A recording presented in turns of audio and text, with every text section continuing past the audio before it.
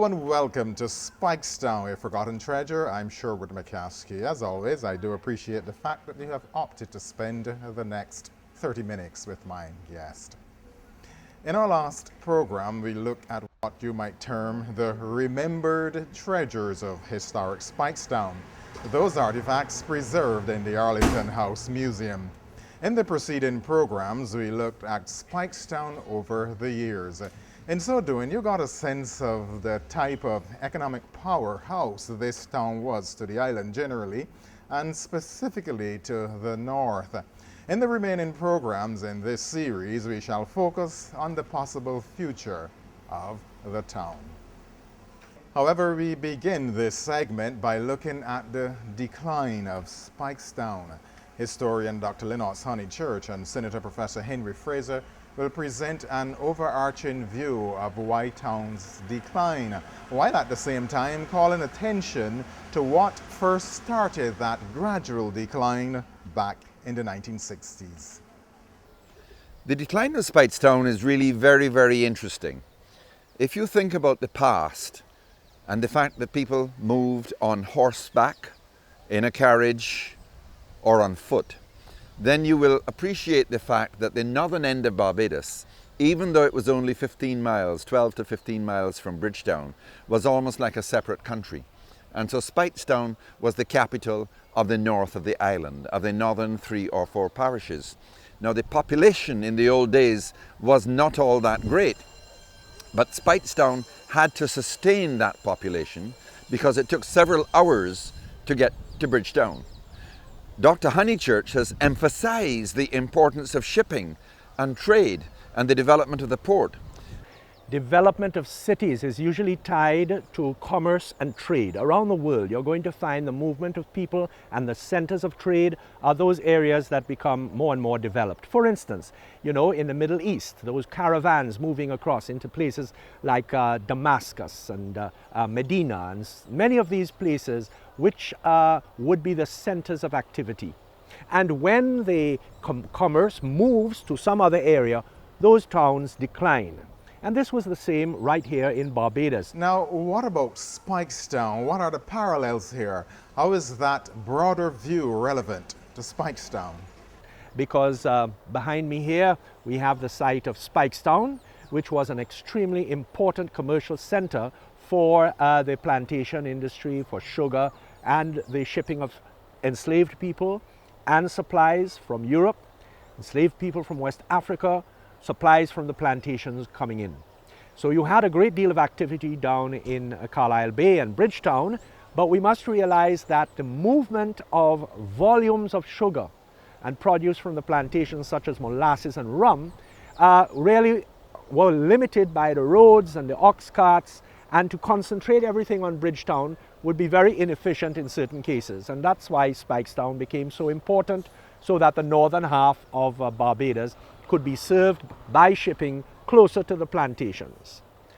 Of course, what happened is that as Bridgetown's port developed, and particularly in the 19th and the 20th century, as you found that shipping and the investment in port facilities was concentrated more and more in Bridgetown, the roads improved, the automobile, the truck came into play, that therefore you could move the produce of the plantation more efficiently to a central spot, in this case Bridgetown. So that in effect what really killed Speightstown was the development of the Deepwater Harbour, and that Deepwater Harbour therefore took all of the major shipping into Bridgetown, and the old schooner trade gradually died. The famous ships like the Lady Sandiford, for example, used to take people between Speightstown and Bridgetown much faster than they could ride a bicycle or go on a horse.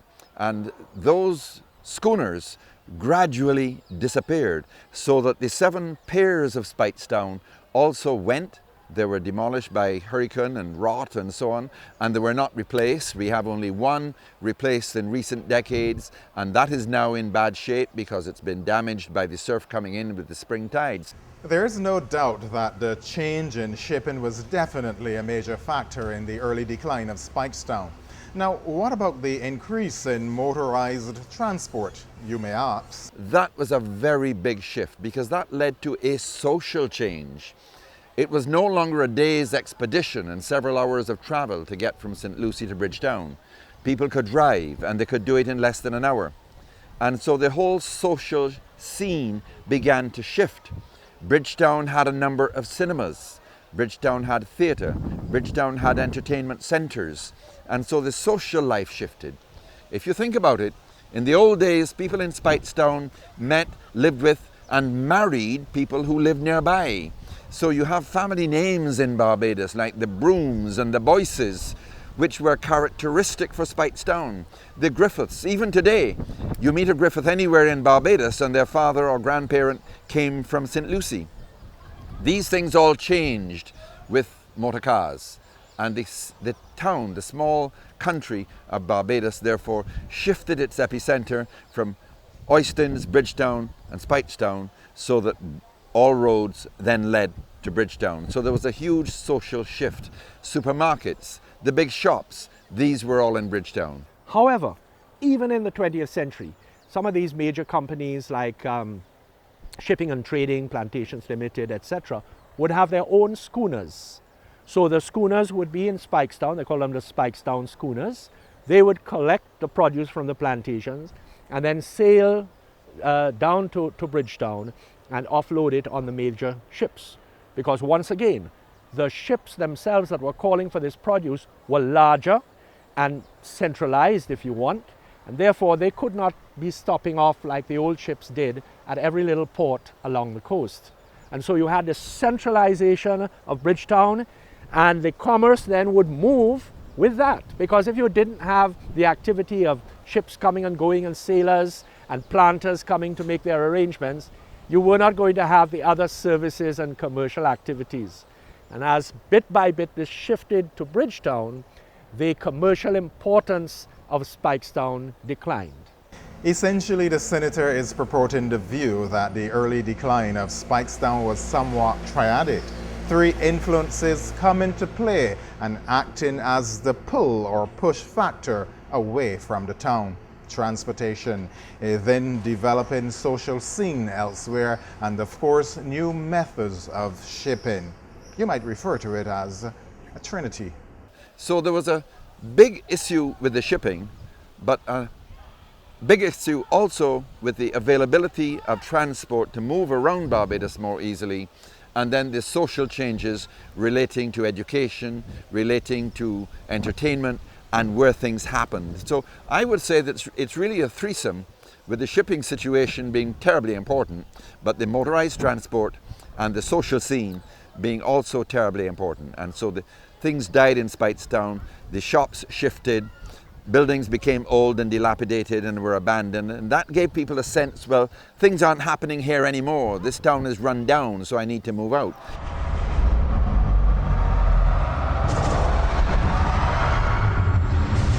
Now, those were the general reasons why Speightstown experienced the early decline.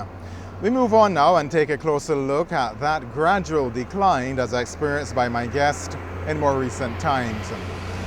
The residents of Speightstown and those very familiar with the area put into context what, in their opinions, are some of the reasons why this town continued that gradual decline. We begin with its road network. We know this as the Speightstown Bypass, perhaps aptly named because it allowed motorists to bypass the old town to its west.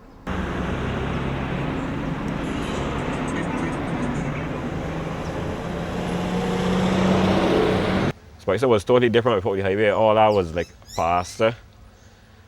And further across, going across where almost the rolling ever side and thing out there, that used to be like an orchard. We had an orchard behind where is Mike's place, and coming out, all that used to be an orchard, and they had canes. They even had canes planted. There were cane fields and things in that area, so that was a whole big houses area before that highway cut through there. A lot of people don't really remember that. Now, ever since its opening back in the early 1980s, it has been like an express highway for motorists to avoid the old town. We were fortunate enough to have at least one individual Who remembers what existed here before the construction of the highway? This road that we are on now, Queen Street, was the old way to Speightstown. But in order to construct that road, a number of people were dislocated. I remember the road started from where Miss Gaskin, she was a midwife, started from above her, and it cut through Diamond Rock and right through to Battalies. Now, Battalies was a plantation where a lot of agriculture was done. That place was sold after to Mike, I don't remember Mike who, but then it was later sold to the family church. Just where the family church is now, that was old Battalies. So the road stretched from where the current chefette is. The road began just a little way south of that and went through to where you enter now on the old road to go to Speightstown. Pastor Richards is speaking specifically about the southern section of the Speightstown bypass. As she correctly indicated, from Diamond Rock Corner to Battalies, Keith Cumberbatch provides an account of the northern section of this highway. The highway came from 6 Mines because in the early days too, when I was going to school, the bus stand wasn't where it was before.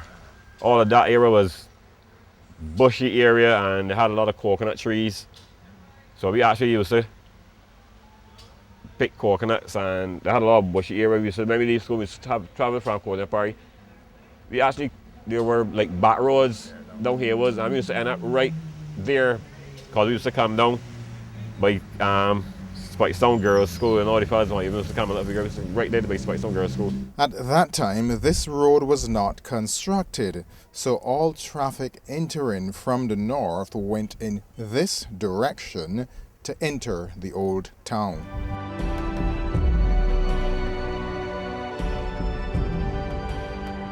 Now, an understanding of the road network of Speightstown is important in order to understand, or rather get a sense of what many suggest might be partially responsible for the more recent decline of Speightstown. That is the rerouting of public transportation outside of the main shopping area. How long have you been selling here on the streets of Speightstown? Say about 20 years. 20 years. 20 years. So you've seen a number of changes in Speightstown. A lot of changes. A lot of changes. Good, bad, and different. How would you characterize those changes? Changes down. Changes down. So Business So- going down. so you've seen a marked decline in business. Business, people, traffic, everything. What's the cause of this? They changed the bus route. Okay. Transport board and many Yes, a buses. number of other people have told me that. Buses that move from coming through here, that is an important piece of this downgrading the Speightstown that taking place, because the buses passing through all the time. Normally people don't have to go on the highway and by the bus stand to take. So that would bring the traffic, all the traffic in Speightstown, because when you come to Speightstown, you got a D, ain't nothing up there, right? So that building the highway, that take away a whole lot. That take away actually everything, because that divert a lot of people. I think with this road here alone, everything you start to come into Speightstown. You're taking the majority of the population around Speightstown instead of going through the center of Speightstown. Yes. So that would be a tremendous benefit to have at least the traffic going one way. So you're forced to come through the town. One-way traffic. It's common sense. So the move the bus to Speightstown. So I am saying plain, why we can't move one way from north to south. People park on the side, do your business, traffic go ahead and damn that. So you think that's a major factor, changing the bus route? Almond Beach closed down. Almond Beach closed down, yes. Castlereagh, Mango by the Sea, and a lot of businesses. Yes. So, you know, So with the closures, there's been less, Almond Beach had 500 staff. yes. 400 live. They have to come to work, they have to pass through Speightstown. They Yes. pay bills, they shop, their family come here, you know. So Almond Beach is a big factor in Downfall. the economic decline of Speightstown. Yes, it has been a great disappointment, a tragedy that Haywood's Almond Beach Village has gone through the Edwards as a hotel and as an area of entertainment. And it must be rescued. Almond Beach has been partially rescued. A section of the hotel was renovated and it is now open for business. Today, if you were to walk through Speightstown, you would come upon a number of tourists. Don't be fooled, these tourists are not all from neighboring hotels here around Speightstown. In fact, many of them are staying at hotels on the south coast. You will soon see now, Oyster bus, you'll soon see everybody, if you interview any of these people from in here, tourists, all they come from Oyster. They catch the Oyster bus kind of early, get the food and go back at the road. Because these are people that come to Sandridge and Almond Beach. They like because we look at the property of Sandridge and Almond Beach. They mug land and property around these hotels. They can walk all back to nearly to Fort Denmark from Sandridge. Almond Beach, you can walk near down to 6 Mins. So you're not confined to in the gap, just here and there and all kind of thing. So they had all that property. So they love this area. There is also the question of the many government spaces here in the town and their continued decline. The Galeen is just one of the buildings in a state of disrepair. And I think that the people of Speightstown have to rescue all of those spaces which have become derelict, more or less.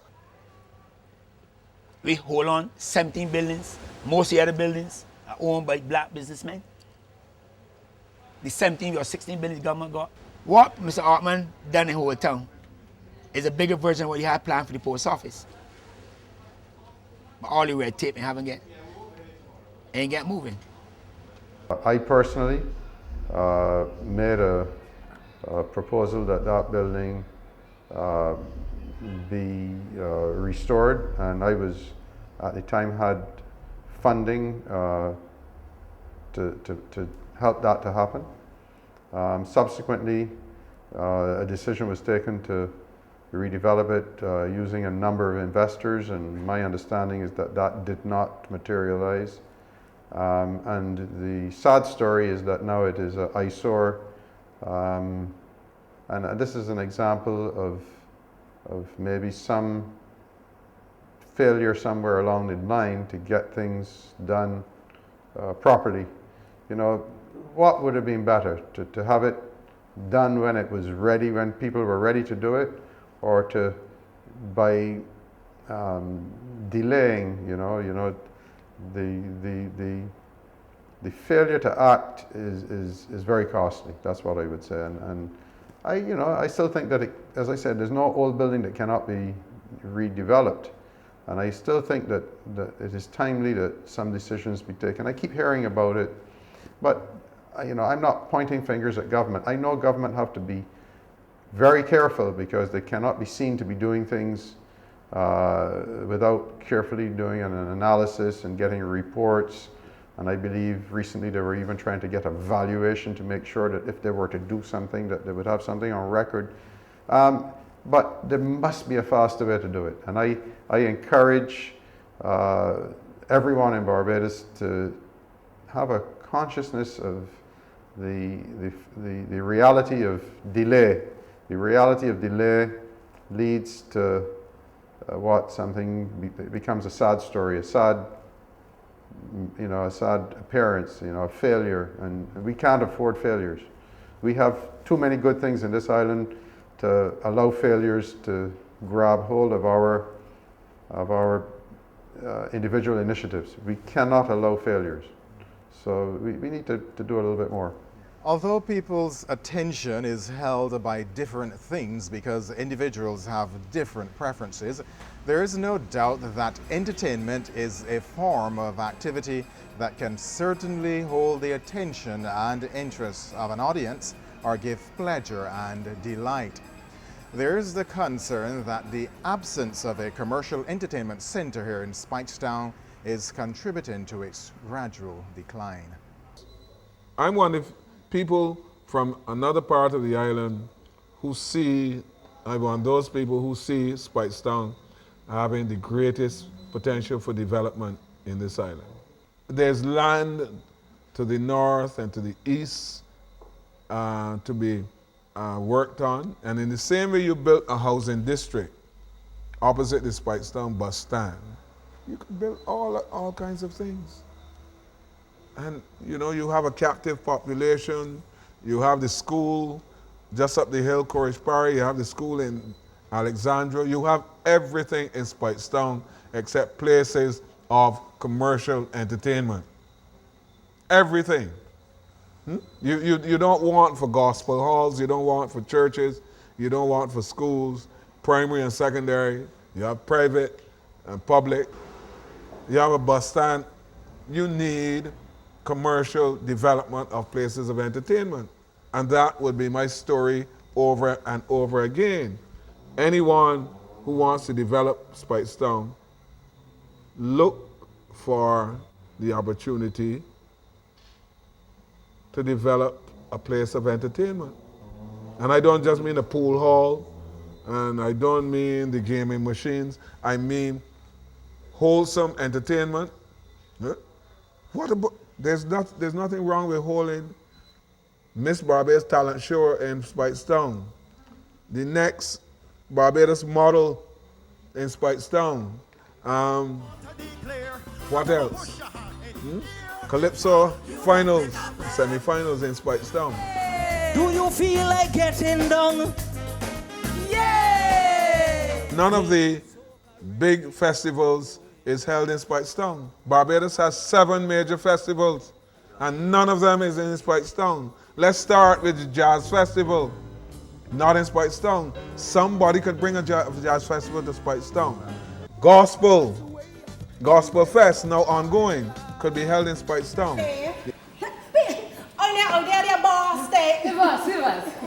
You went there to shop too? Look, I just come back from Puerto Rico doing some shopping.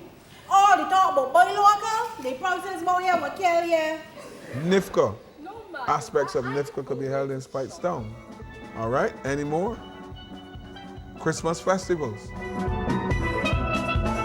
At least one aspect of the Crop Over Festival is held here in historic Speightstown, as you saw recently, July 12, 2014, with the successful staging of Pan.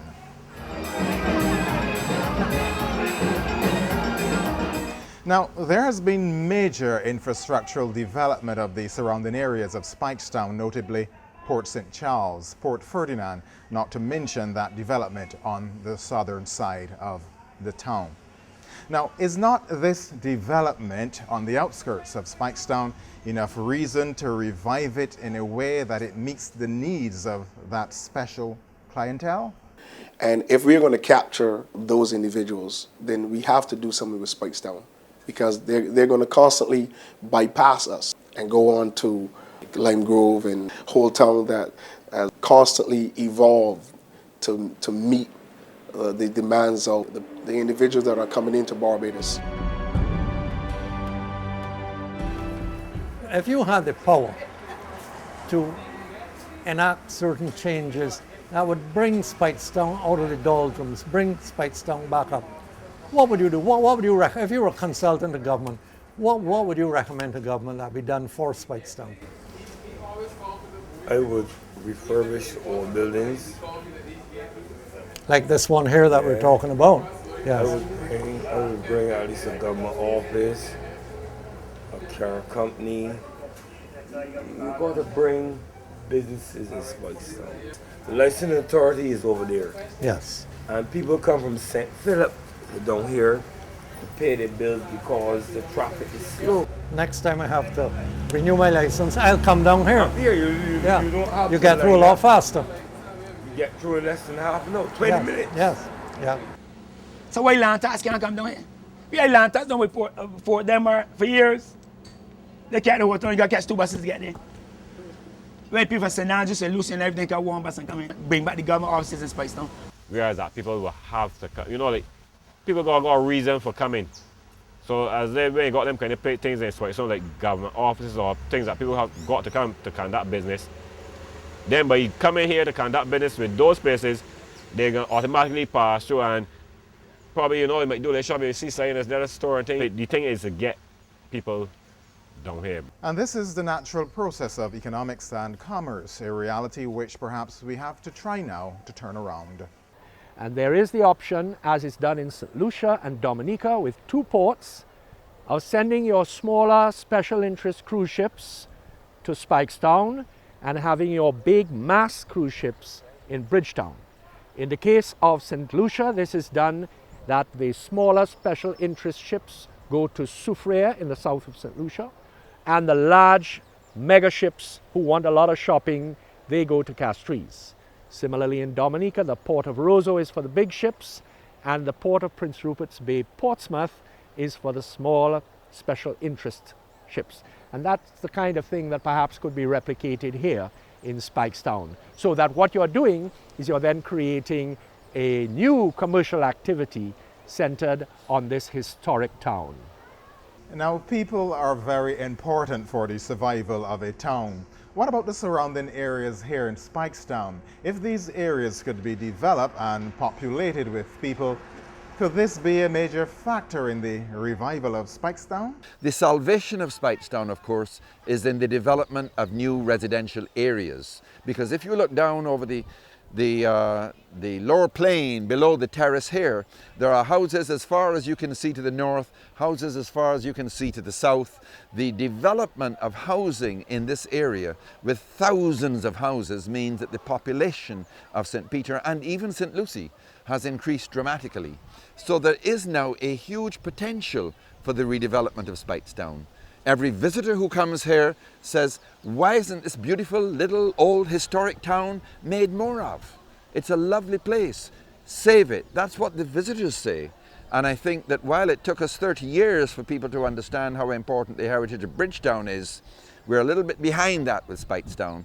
But I would like to think that we in Barbados are slowly waking up to the importance of heritage, because heritage tourism is the fastest growing aspect of tourism all over the world, and it will help to keep us fed.